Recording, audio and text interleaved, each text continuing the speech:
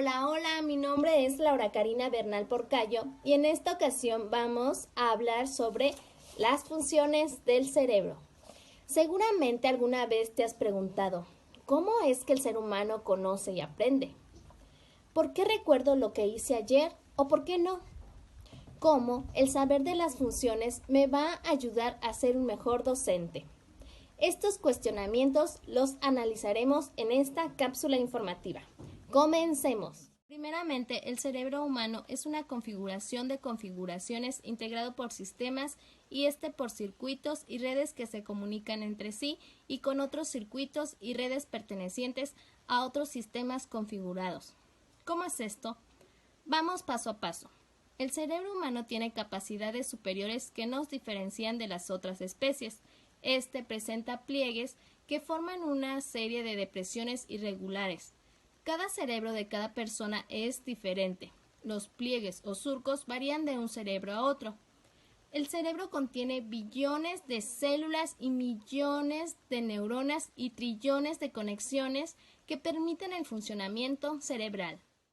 Las neuronas son un tipo de células del sistema nervioso. Cada neurona es una unidad anatómica y funcional independiente, integradas por un cuerpo celular, el cual está compuesto por ramificaciones llamadas dendritas, capaces de recibir información de otras células nerviosas y tienen una prolongación principal, el axón.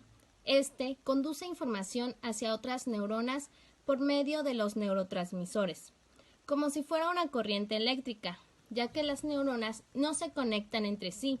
Existen unos estrechos espacios entre una neurona y otra, a la cual se le denomina sinapsis, que es en sí en donde con ayuda de los neurotransmisores se lleva a cabo la transmisión de la recepción de estímulos y conducción del impulso nervioso de una neurona a otra.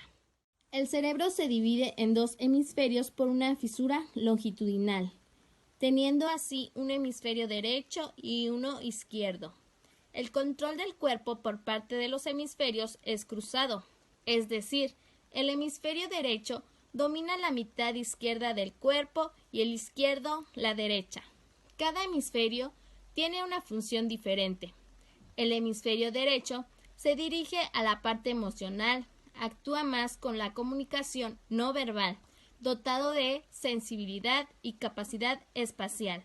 Involucra la creatividad y aspectos excepcionales del talento humano, mientras que el hemisferio izquierdo se procesan funciones lógicas, analíticas y verbales que ejercen mayor control sobre la destreza manual, la lectura, el lenguaje y las matemáticas.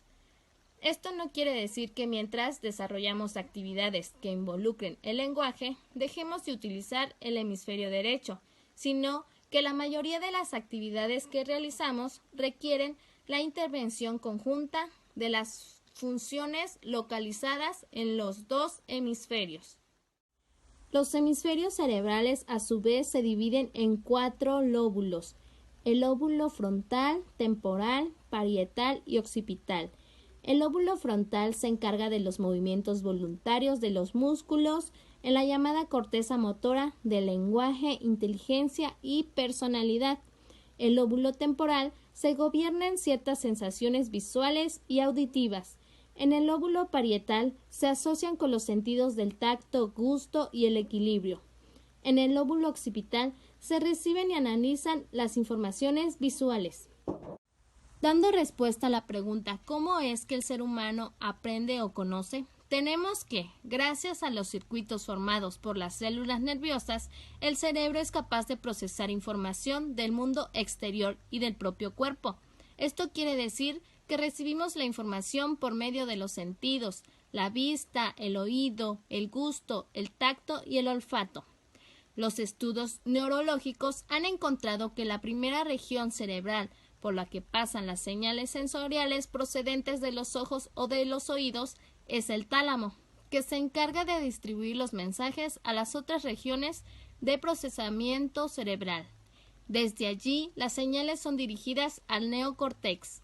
El neocórtex registra y analiza la situación y acude a los lóbulos prefrontales para comprender y organizar los estímulos, en orden a ofrecer una respuesta analítica y proporcionada, enviando luego las señales al sistema límbico para que produzca e irradie las respuestas hormonales al resto del cuerpo. Entendiendo de esta manera que el cerebro es un órgano en donde se desarrollan actividades como la memoria, el pensamiento, el lenguaje y la cognición, llevadas a cabo en el córtex cerebral, siendo así como aprendemos y conocemos a través de los procesos mentales que tienen lugar entre la recepción de estímulos y la respuesta a estos. Los procesos cognitivos son los procesos psicológicos relacionados con el percibir, atender, memorizar, recordar y pensar. Dentro de los procesos cognitivos básicos o simples tenemos los procesos sensoriales y los procesos representativos. Los principales procesos sensoriales son la sensación, la percepción, la atención y la concentración. Los principales procesos representativos son la memoria, la imaginación e incluso el sueño. Los procesos cognitivos superiores o complejos son los procesos racionales, entre ellos tenemos el pensamiento, el lenguaje, la inteligencia y la creatividad. Ahora bien, ¿cómo recordamos lo que hicimos ayer o por qué no lo recordamos? Esto tiene que ver con la memoria. La memoria es la que nos permite analizar y ordenar la información que recibimos del exterior para después recuperarla en el momento en el que lo deseamos.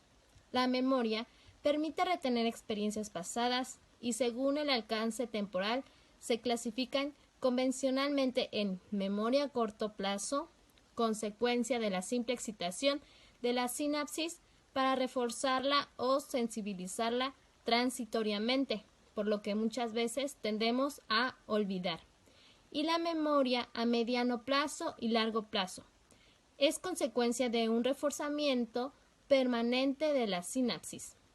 En términos prácticos, la memoria o los recuerdos es la expresión de que ha ocurrido un aprendizaje. De ahí que los procesos de memoria y de aprendizaje sean difíciles de estudiar por separado. Y por último, ¿cómo el saber de las funciones del cerebro me va a ayudar a ser un mejor docente? Conocer los procesos cognitivos y emocionales dentro del aula es muy favorable tanto para el profesor como para el alumno, ya que permite modificar el cerebro del alumno en la dirección idónea, ya sea modificando el mal diagnóstico de deficiente o adaptando la metodología de los contenidos y la intervención individualizada en aquellos alumnos que tuviesen mayores problemas emocionales. Los docentes debemos comprender que el cerebro primero procesa toda la información sensorial, luego la envía a la corteza cerebral, a sus diferentes áreas de asociación. En redes neuronales se crean abstractos, ideas, elementos básicos del pensamiento. Pasa por el sistema límbico, donde adquiere un colorido tinte emocional, para guardarse como procesos mentales y cognitivos que implican aprender y memorizar. La cuestión es cómo hacer. La emoción abre las ventanas cerebrales a la atención. Con la atención el conocimiento ocurre y entonces se aprende y se memoriza porque tiene un significado. El cerebro aprende después de ver y escuchar algo interesante y emocionalmente. No hay razonamiento si no hay emoción.